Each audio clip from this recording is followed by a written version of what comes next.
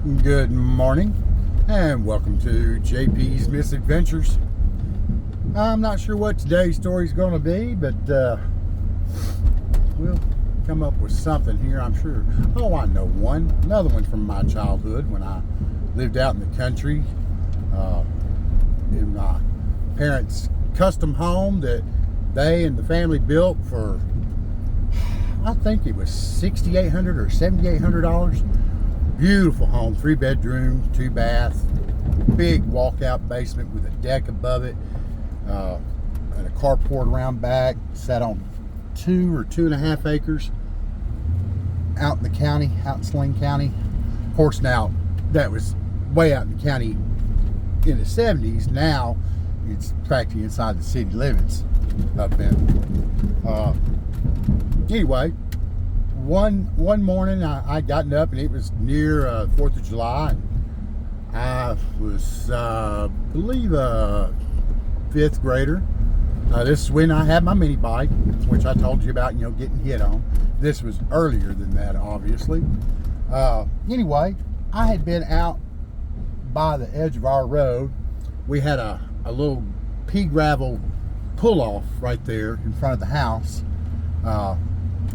And I had been out there and had built myself a little fire with some matches that I had managed to scrounge. And I was lighting firecrackers.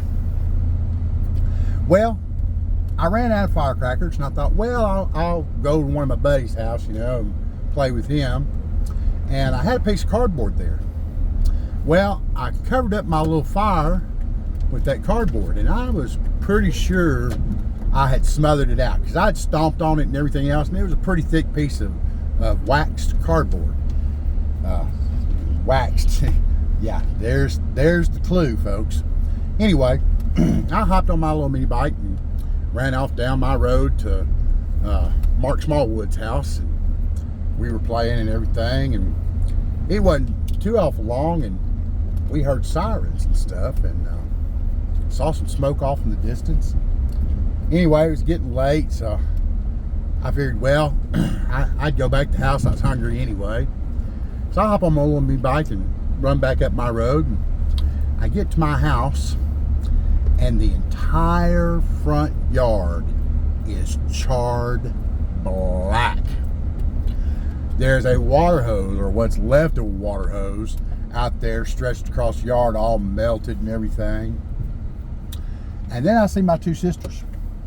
And they're sitting on our front porch, and they've got soot all over them and everything, and they both look at me with, the meanest, most hateful looks you've ever seen in your life.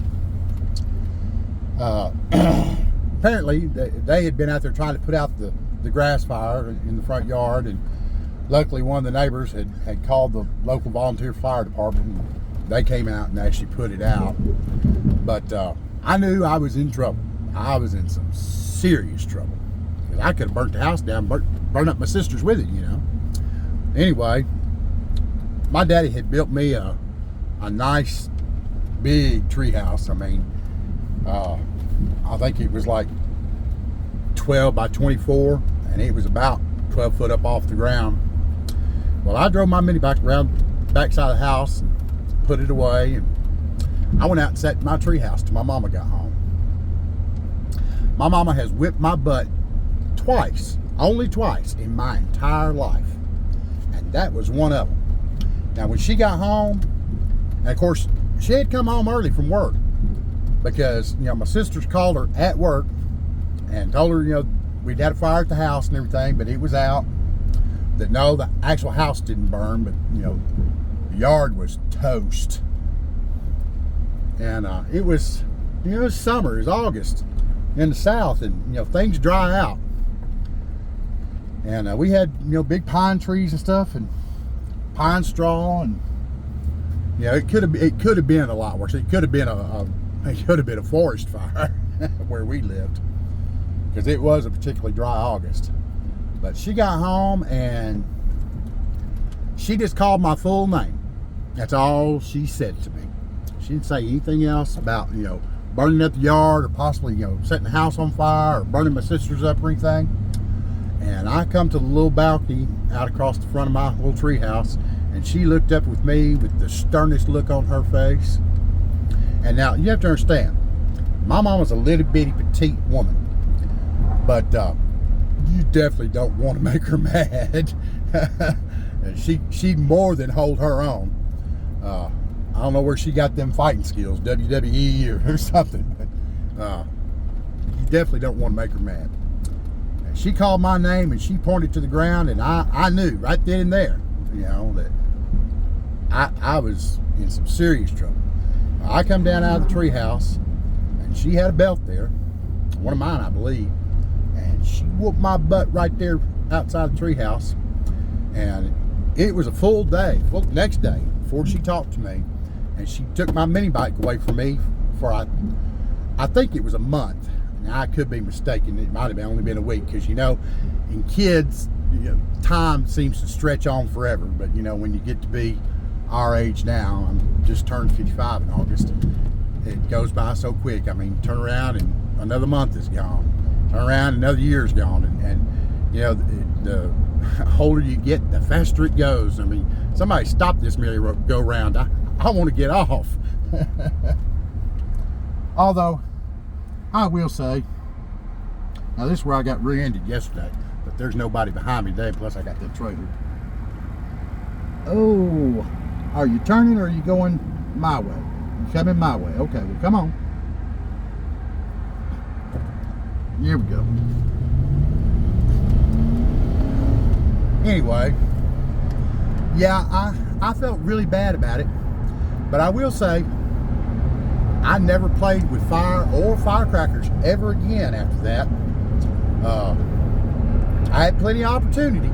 I had cousins that played with fire and set fires, did all kinds of crazy things, but not me. That cured me for good. I didn't really get into much mischief as a child. I was pretty much a good child. I entertained myself and everything. When I didn't have anybody to play with, I didn't have no problem picking up a book or taking my little Matchbox cars and going out in the yard and taking little pieces of wood and making little bridges and digging little roads and everything. I was always pretty much self-sufficient as a child. I had two older sisters, though, that I tell you, I love my sisters a lot. My oldest sister particularly, she and I are both born in August, and we are definitely cut from the same cloth.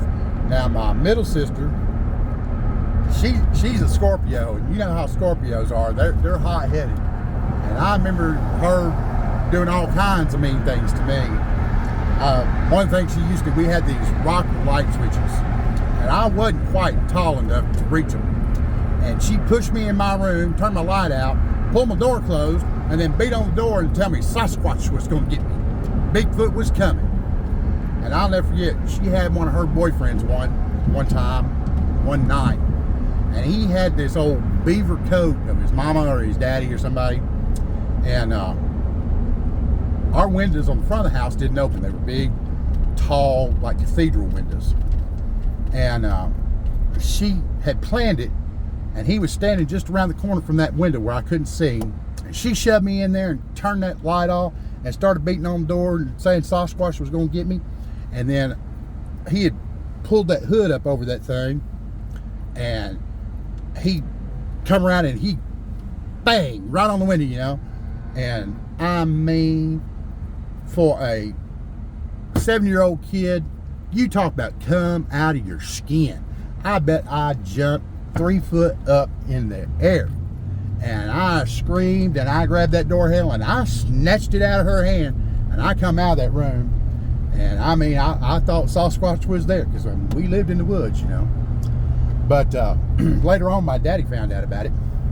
Now, my middle sister's room was on the back of the house, and she had a regular window that opened, but it was right above the landing to the rear deck. Well, daddy paid her back for me. He waited till she's good and asleep, And I don't know where he got him a gorilla costume or something that he made. He had had some old hairy gloves and everything. He was scratching at her window, and she just thought he was like a possum or a raccoon or something, you know. And she was always kind of one of those country critter girls, you know. And she looked out the window as he'd already managed to get the screen off and open the window a little bit, and he slid that window the rest of the way open and reached through and grabbed her. And I was in on it. I heard him. I was, oh no, Sasquatch done got her. Sasquatch done got her. And she screamed. I tell you. Now, there was a fun memory. Of course, we were all just a bunch of kids, you know. Of course, our parents were too. I mean, hell, they weren't much older than us. I mean, anyway. But that's my little story for the day. I'm taking this trailer back to the Tractor Supply that I got yesterday for my free rental. I get 2 of them every quarter. I get a free full day trailer rental. I tell you, it's one of the best little deals they've got for their customer appreciation, that, you know, that join their little club. You know, you give them your phone number and your address and your email and stuff like that. You get all these little free perks. I've also got like a 5% off coupon for this quarter too. Check into that. Anyway, I'm here now, and I hope y'all enjoyed that little story. Now, do understand that all my little stories have a kernel of truth in them, but I do tend to embellish because I am a storyteller. It's one of the things I enjoy doing, and I do embellish them a little bit just to make them a little more entertaining. So take them with a little grain of salt. I know my relatives who are watching these are going, but that ain't how it happened. Well, they know it ain't how it happened, but you know, they've heard my stories, well, for 55 years now, so they know what to expect. Y'all have a great day, and I will talk again to y'all probably later today or maybe tomorrow. But go ahead and like, subscribe, and of course, you know, click on that reminder bell so you know when my next one drops. Bye.